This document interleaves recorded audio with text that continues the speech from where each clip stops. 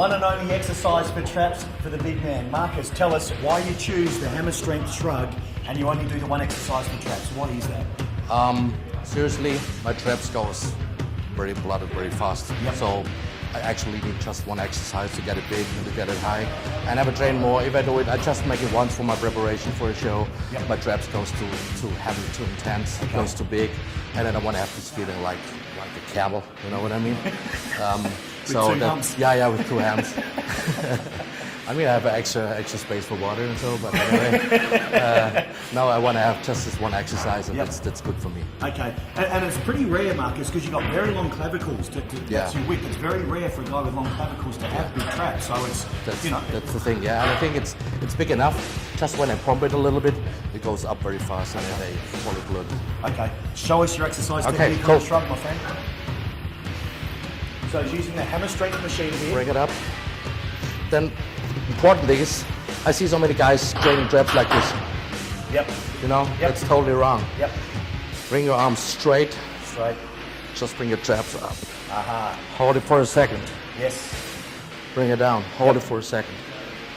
Bring it up again. But your arms are straight. Straight.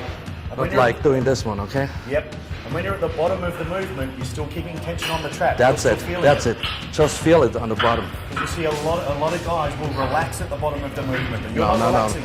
I have flex. You're keeping tension on the I have flex always. Right here. Yeah. And you see the traps contract from the other end as well. Stretch. Yeah. And then flex it on top. And he's flexing. Even at the bottom, there's the stretch movement. He's keeping tension on the trap. That's it. Squeezing to the top. Hold it for a second. Flex it on the bottom. So this is the rep tempo, a second at the top and a second at the bottom.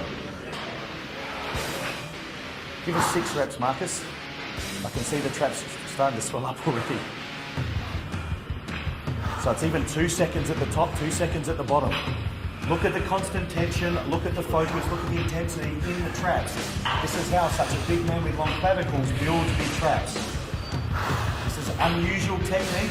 You can't lift as heavy a weight, guys, when you use this kind of technique, I'm sure.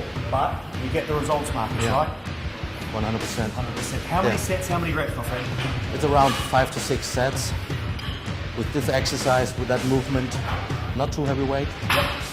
If you go too heavy, you'll make it wrong. Yep. Around 12 sets. 12 reps. 12 repetitions. 6 sets. But I'm guessing those 12 repetitions would probably take you nearly a minute with the rep tempo that you use. You're probably under tension for 60 seconds. That's it. Which is a long time. Yeah. Yeah. That's it. I saw some trials that came out quite a long time ago with time under tension, and there was maximum muscle hypertrophy or growth when the muscles are under tension from 40 to 70 seconds. Okay. So, you know, that explains why you're getting such big traps when you're... I didn't know that, but I make it right. Yeah. they're backing up what you guys have been doing for years. The science is now saying, this is why they train this way, this is why it works. They're backing it up, that's all right. Perfect. That's all. Perfect. So Marcus Ruhl, you've done chest for us today, you've done traps, you've been a true gentleman for us. Thank you.